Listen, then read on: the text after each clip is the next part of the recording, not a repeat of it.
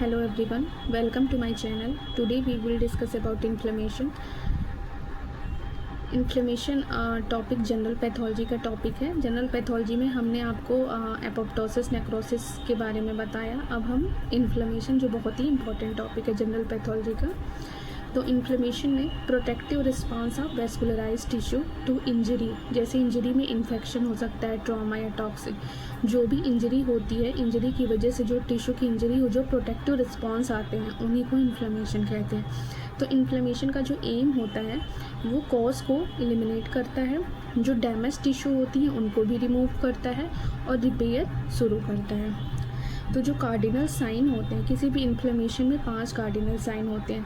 पहला तो redness, then heat increase हो जाती है जिसको कैलर कहते हैं, ट्यूमर मतलब स्वेलिंग, डॉलर मतलब पेन, और 5वां लॉस ऑफ फंक्शन। तो सारे इन्फ्लेमेशन में 5 कार्डिनल साइन होते हैं। सेकेंड है वर्चोट्राइट। वर्चोट्राइट किसको कहते हैं?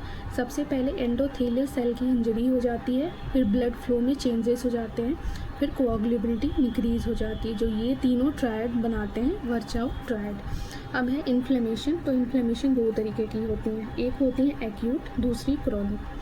तो जो एक्यूट होती हैं उनका ऑनसेट रैपिड होता है, शॉर्ट ड्यूरेशन की होती है और मेन सेल न्यूट्रोफिल इन्वॉल्व होता है। जो क्रोनिक इन्फ्लेमेशन होती है वो लॉन्ग ड्यूरेशन की होती हैं और जो सेल इन्वॉल्व होती हैं वो lymphocyte, macrophages and plasma cell. तो हम इस सबसे पहले एक्यूट इन्फ्लेमेशन के बारे में पढ़ेंगे। तो एक्यूट इन्फ्लेमेशन में 2 फेजेस होते हैं, एक वैस्कुलर चेंजेस, दूसरा सेलुलर। वैस्कुलर में वेजोकंस्ट्रिक्शन, वेजोडाइलेशन, वैस्कुलर परमेबिलिटी इंक्रीज हो जाती है, और चौथा स्टैसिस। लेकिन जो सेलुलर चेंजेज होते हैं उनको भी हम 2 में डिवाइड करते हैं। पहला है इंट्रावेस्कुलर सेलुलर चेंजेस, दूसरा एक्स्ट्रावेस्कुलर चेंजेस। तो जो इंट्रावेस्कुलर होते हैं उसमें मार्जिनेशन, रोलिंग, एडेशन, ट्रांसमाइग्रेशन या डायाबिटेसिस कहते हैं। एक्स्ट्रावेस्कुलर में क्या होती है? Chemotaxis, phagocytosis, opsonisation. ठीक है, इस तरीके से एक्यूट इन्फ्लेमेशन, वैस्कुलर और सेलुलर चेंजेस। अब हम सबसे पहले वैस्कुलर चेंजेस देखेंगे। वैस्कुलर चेंजेस में जो पहली चेंजेस जो आती है, ब्लड वेसल का कॉन्स्ट्रिक्शन हो जाता है, तो second dilation, then vascular permeability increase हो जाती है, जो मोस्ट कैरेक्टरिस्टिक फीचर हो जाती है। ठीक है, इसमें मोस्ट कॉमन मैकेनिज्म जो होता है वैस्कुलर परमेबिलिटी बढ़ाने की, एंडोथेलियल सेल कॉन्ट्रैक्शन। अब फोर्थ है स्टैसिस। स्टैसिस में क्या होता है? वैस्कुलर परमेबिलिटी बढ़ती है तो हीमो कंसंट्रेशन हो जाता है, जिससे ब्लड कंसंट्रेशन बढ़ जाता है, तो ब्लड का फ्लो कम हो जाता है और स्टैसिस हो जाती है। इस तरह से सेकंड है सेलुलर चेंजेस। सेलुलर चेंजेस में क्या होता है? इंट्रावेस्कुलर सेलुलर चेंजेस और एक्स्ट्रा, 2 में डिवाइड है। तो सबसे पहले इंट्रावेस्कुलर। इंट्रावेस्कुलर में जैसे ये सेल्स है, ठीक है, डब्ल्यूबीसी जब एंडोथेलियल सेल्स है, ये डब्ल्यूबीसी जब एंडोथेलियल सेल में एंट्री करती है तो सबसे पहले मार्जिन की तरफ जाती है, मार्जिनेशन होता है। ठीक है, तो इंट्रा मार्जिनेशन हो गया पहला। सेकंड है रोलिंग। रोलिंग का मतलब ये होता है कि मतलब लूज एडहेशन, जिससे रोलिंग की वजह से लूज एडहेशन होता है, स्पीड कम हो जाता है, तो रोलिंग होती है। तो सबसे पहले ये डब्ल्यूबीसी पे जो रिसेप्टर सियालिन लेविस एक्स है और ये सेलेक्टिन CD62, ये किस पे है? ये डब्ल्यूबीसी पे हो गया। ये यहाँ पे एंडोथेलियल सेल है, इनके बीच में जब ये डब्ल्यूबीसी एंडोथेलियल सेल का इंटरेक्शन होता है तो लूज एडहेशन का मतलब क्या होता है? स्पीड जो होती कम हो जाती, स्पीड ब्रेकर। ठीक, स्पीड कम हो गई तो उसको हम रोलिंग कहते हैं। तीसरा है एडहेशन। एडहेशन में क्या हो जाता है कि जैसे ये एंडोथेलियल सेल और डब्ल्यूबीसी इंटरेक्शन, डब्ल्यूबीसी पे इंटीग्रीन, एंडोथेलियल सेल पे आईकेम, वीकेम, इनका जब इंटरेक्शन होता है तो फर्म एडहेशन, लूज फॉर्म मतलब टाइट एडहेशन होता है। अब आईकम वीकम क्या होते हैं? इंटरसेलुलर एडहेशन मॉलिक्यूल होते हैं, CD54, CD102, और वीकिंग vascular cellular adhesion molecule CD106 होता है। इंटीग्रीन क्यों क्या कहते हैं? Leukocyte, LFA, CD11A। ठीक, तो इस तरह से मार्जिनेशन, देन रोलिंग, एडहेशन। अब चौथा है ट्रांसमाइग्रेशन। ट्रांसमाइग्रेशन मतलब बैक्टीरिया माइग्रेट, डब्ल्यूबीसी जो होती है माइग्रेट करती है, वेसल से बाहर आती है, तो इसमें ये CD31 की वजह से और कोलेजिनेस की वजह से होती है। कोलेजिनेस का काम क्या होता है?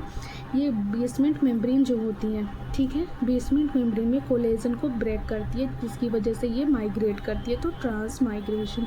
इस तरीके से ये इंट्रावेस्कुलर चेंजेस। अब है एक्स्ट्रा वेस्कुलर सेलुलर चेंजेस। क्या होता है उसमें? सबसे पहले कीमोटैक्सिस।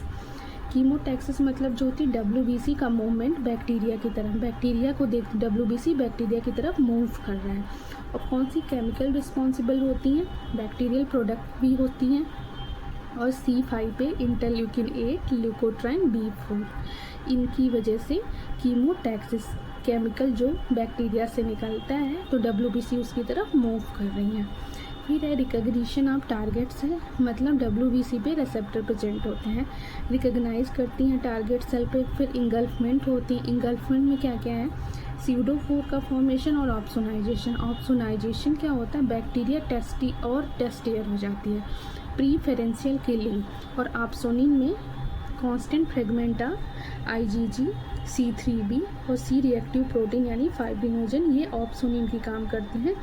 ठीक है, कोटिंग होती है बैक्टीरिया के चारों तरफ जिससे बैक्टीरिया और टेस्टिस हो जाती है। ठीक है, उसके बाद है स्यूडोफोर का फॉर्मेशन होता है ड्यू टू एक्टिन पॉलीमराइजेशन। इस तरीके से इंगल्फमेंट हो गया। और फिर बैक्टीरिया की किलिंग कैसे होती है? जब WBC क्या करता है? स्यूडोपोड का फॉर्मेशन करता है, बैक्टीरिया को इंगल्फ कर लिया, उसके बाद जो होती किलिंग होती है वो कैसे होती है? जैसे ये WBC है, ठीक है, अंदर बैक्टीरिया को इंगल्फ कर लिया, अभी लाइसोसोम के पास जाता है लिस्ट प्रोटीन की हेल्प से, और वहाँ पे जो होती है बैक्टीरिया की किलिंग हो जाती है। ठीक है, इस तरीके से ये एक्स्ट्रावेस्कुलर सेलुलर चेंजेस। अब हम देखेंगे क्रॉनिक इन्फ्लेमेशन क्या है। क्रॉनिक इन्फ्लेमेशन मतलब एक्यूट इन्फ्लेमेशन लॉन्ग ड्यूरेशन का हो जाता है, long standing immune response. Chronic inflammation characterized by persistent stimulus, ongoing tissue damage या inflammation, attempt at healing like fibrosis और angiogenesis। ठीक है, पैथोजेनेसिस में क्या है? Continuous activation of immune system. ठीक है, रिक्रूटमेंट ऑफ मोनोन्यूक्लियर सेल जैसे macrophages, lymphocyte, plasma cell, cytokines release हो जाती हैं, इंटरल्यूकिन 1 है, इंटरफेरॉन गामा है, TNF है, tissue necrotic factor, tissue destruction भी होता है, हीलिंग यानी फाइब्रोसिस, दोनों ही होता है। कॉजेज़ क्या क्या हो जाते हैं? या तो परसिस्टेंट इन्फेक्शन है, TB, वायरल इन्फेक्शन, या ऑटो इम्यून SLE-RA हो सकता है, chronic inflammatory disease, asthma, inflammatory bowel disease हो सकता है, या फिर प्रोलॉन्ग एक्सपोजर ऑफ सिलिका या एस्बेस्टोस। ये कॉजेज़ हैं क्रॉनिक इन्फ्लेमेशन के। अब क्रॉनिक इन्फ्लेमेशन मेनली दो तरीके की होते हैं, एक नॉन स्पेसिफिक डिफ्यूज़, ठीक है, दूसरा ग्रेनुलोमैटस। तो जो नॉन स्पेसिफिक डिफ्यूज़ हो जाते हैं उसकी एग्जांपल है क्रॉनिक गैस्ट्राइटिस, जो स्कैटर्ड इन्फ्लेमेटरी सेल्स होते हैं, और जो ग्रेनुलोमैटस में है TB, सार्कोइडोसिस एग्जांपल हो गया, ग्रेनुलोमा का फॉर्मेशन होता है। इस तरीके से क्रॉनिक इन्फ्लेमेशन का जो की पॉइंट होता है, क्रॉनिक मतलब क्या होता है? लॉन्ग ड्यूरेशन का और डैमेज और रिपेयर साइमल्टेनियसली एक साथ। ठीक है, और सेल्स कौन कौन से डोमिनेट होते हैं? Macrophages, lymphocytes. हॉलमार्क क्या है? Fibrosis, angiogenesis, special type granuloma formation. तो इस तरीके से एक्यूट एंड क्रॉनिक इन्फ्लेमेशन। अब डिफरेंस देख लो, पॉजिटिव एजेंट हो गया, एक्यूट में पैथोजन, इरिटेंट या डैमेज, और क्रोनिक क्या है? Persistent acute inflammation due to non degradable pathogen हो गया, परसिस्टेंट फॉरेन बॉडी या ऑटोइम्यून रिएक्शन कुछ भी हो सकता है। सेल्स कौन कौन से होते हैं? न्यूट्रोफिल होती हैं इसमें मेनली। ठीक है, इसमें क्या होती है? लिम्फोसाइट, मोनोसाइट्स होते हैं, प्लाज्मा सेल्स। एक्यूट जो होती है इमीडिएट होती हैं, क्रोनिक डिले होती हैं, ये कुछ ही ड्यूरेशन फ्यू डेज, ये अप टू मंथ या ईयर्स होती हैं। इसमें resolution, abscess formation, chronic inflammation हो जाता है। आउटकम, इसका आउटकम क्या होता है? Tissue destruction and fibrosis. Thank you so much. Please like and subscribe my channel.